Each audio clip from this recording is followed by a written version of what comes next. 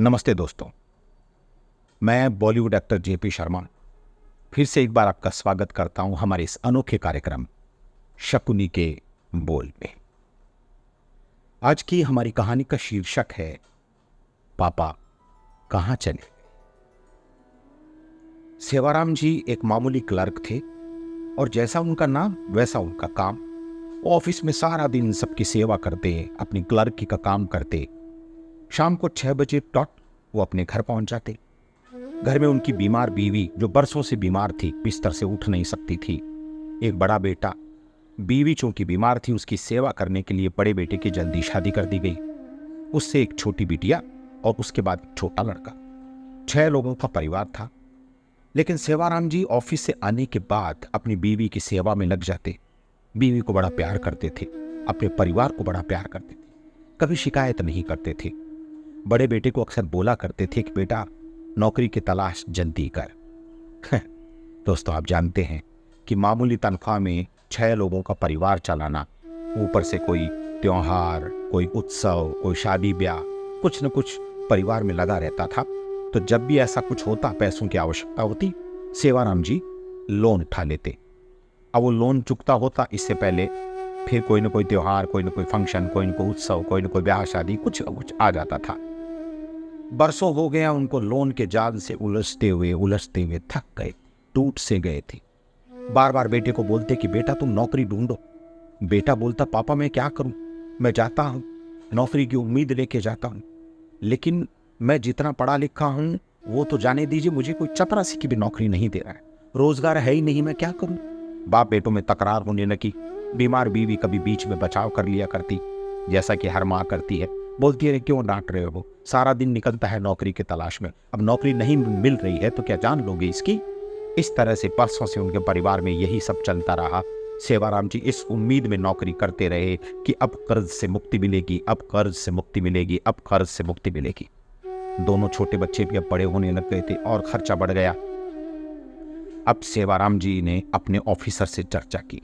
Officer को पूछा कि साहब क्या मेरी जगह मेरा बेटा नौकरी कर सकता है। तो ऑफिसर ने कहा नहीं सेवाराम जी, पहले इस तरह का नियम था, लेकिन अब नियम बदल गया है। अब अगर भगवान न करे आपको कुछ हो जाए तो आपकी जगह आपका कोई भी बच्चा सर्विस कर सकता है, अगर वो बालिग हो तो।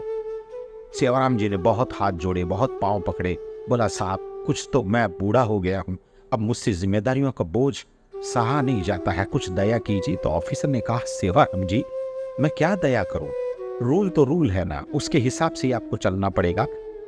तो यही तरीका है, आप कोशिश कीजिए, बच्चे की नौकरी लग गई की और सब ठीक हो जाएगा। ऑफिसर ने आश्वासन दे दिया। सेवाराम जी घर आ गए, बड़े उदास, थके हारे। बीवी ने पूछा क्या बात। तो उन्होंने कहा क्या करूं, कर्ज के मारे डूबता जा रहा, लोन के जाल से बाहर ही नहीं निकलता, तनख्वाह इतनी है कि 6 लोगों का गुजारा बड़ी मुश्किल से होता है, बच्चे अब बड़े हो गए हैं, इनकी कॉलेज शुरू होने वाली है, मुझे समझ में नहीं आता मैं क्या करूं, मैं क्या करूं। बीवी ने आश्वासन दिया कि अब ये बच्चे भी बड़े हो रहे हैं, इसकी भी नौकरी तो लगेगी ना, फिर ये भी आपका साथ देंगे, सहयोग देंगे, आप इस तरह से टूटिए मत। दूसरे दिन सेवाराम जी टिफिन लेके निकले। हमेशा 6 बजे आ जाते थे, उस दिन नहीं आए। बीवी को चिंता होने लगी। उसने अपने बड़े बेटे से कहा कि बेटा कितना भी आंधी तूफान हो, लेकिन तुम्हारे पापा 6 बजे ही आ जाते हैं, आज क्यों नहीं आए। और वास्तव में उस दिन भयंकर आंधी तूफान था, बिजलियां गिर रही थी, बादल कड़क रहे थे, पूरे गांव में पानी का सैलाब आया हुआ था। तो बेटा बोला माँ मैं क्या करूं बताओ। तो बोली बेटा जाओ ऑफिस जाओ, नहीं तो उनके कुछ मातहत, उनके कुछ दोस्त है, उनसे पूछताछ करो, तुम्हारे पापा कभी देर नहीं करते, मेरा जी घबरा रहा है। वो बीमार औरत जार जार रोने लगी। बेटा भाग के गया, पूछताछ की तो सबने कहा कि भैया हमेशा तो 6 बजे निकलते हैं सेवाराम जी, आज तो वो 4 बजे निकल गए थे, क्या बात आप तक घर नहीं पहुंचे। बेटे ने कई जगह पूछताछ की और थका हारा घर लौटा, पूरा भीग चुका था बारिश से, तूफान में। माँ ने कहा क्या हुआ। बेटा बोला माँ कहीं पता नहीं चल रहा है, सब बोलते हैं कि हमेशा 6 बजे निकलते, आज तो 4 बजे ही निकल गए। माँ मैं क्या करूं। तो माँ बोली अरे मेरा दिल किसी आशंका से डूबे जा रहा है, बेटा कुछ तो करो। इतने में उस लड़के के मोबाइल की घंटी बजी। लड़के ने भाग के फोन उठाया और पुलिस स्टेशन से फोन आया था। बोला जी मैं फला पुलिस स्टेशन से बोल रहा हूँ, आप आ जाइए। अब लड़का आशंकित हुआ, बोला क्या हुआ, क्या क्या क्या, क्या? घबरा गया, बोला आप आइए। वो भागा तो उसकी सेवाराम जी की बीमार बीवी चिल्लाई, बोली अरे मुझे भी लेके चल, लेकिन वो तो भाग गया। पुलिस थाने में गया, उसको सरकारी अस्पताल ले जाया गया, वहाँ मोर्ग रूम में ले जाया गया जहाँ लाशों को रखा जाता है, और उसको एक लाश का कफन हटाकर दिखाया गया। बच्चा जार जार रोने लगा, चिल्लाने लगा, बोला पापा पापा क्यों छोड़ के चले गए? लेकिन सेवाराम जी मर चुके थे। उसने कहा क्या हुआ, किसने मारा? तो पुलिस इंस्पेक्टर ने कहा किसी ने नहीं मारा, इन्होंने आत्महत्या की। बेटे की मानो काटो तो खूब सांसें रुक सी गई। बेटा लाश को लेके घर आया, पूरे घर में मातम छा गया, सब छाती पीटने लगे, रोने लगे, चिल्लाने लगे। सेवाराम जी की बहू बेहोश हो गई। सब गांव वाले इकट्ठे हो गए। दूसरे दिन सुबह दाह संस्कार किया गया। पूरे घर में मातम का माहौल छा गया। जैसा कि होता है, समय बड़े बड़े घाव भर देता है। सेवाराम जी के घर का भी वो घाव थोड़ा थोड़ा भर गया। ऑफिसर्स ने बुलावा भेजा और सेवाराम जी की जगह उस बेटे को नौकरी मिल गई। बेटा जाने लगा, आने लगा, सब काम करने लगा। उसने एक तरह से सेवाराम जी की जगह ले ली। आता अपनी माँ की सेवा करता, अपने बहन भाइयों का ध्यान रखता, उनकी पढ़ाई का ध्यान रखता। साल भर गुजर गया, उस बेटे को एक बच्चा हो गया, घर में खुशी का माहौल आ गया। अचानक एक दिन वो सफाई कर रहा था तो उसको सेवाराम जी का ड्रॉवर दिखाई दिया। उसने ड्रॉवर खोला, उसमें एक सेवाराम जी का लिखा हुआ लेटर मिला। उस लेटर में लिखा था, बेटे तुमने बहुत कोशिश की, मुझे पता है, तो मेरा अच्छा बेटा है। मैंने भी बहुत कोशिश की तुम्हारी नौकरी के लिए, लेकिन रोजगार तो मिल ही नहीं रहा है। रोजगार तो है ही नहीं। बड़े बड़े इंजीनियर्स के बच्चे, बड़े बड़े इंजीनियरिंग किए हुए बच्चे चपरासी तक की नौकरी करने को तैयार है।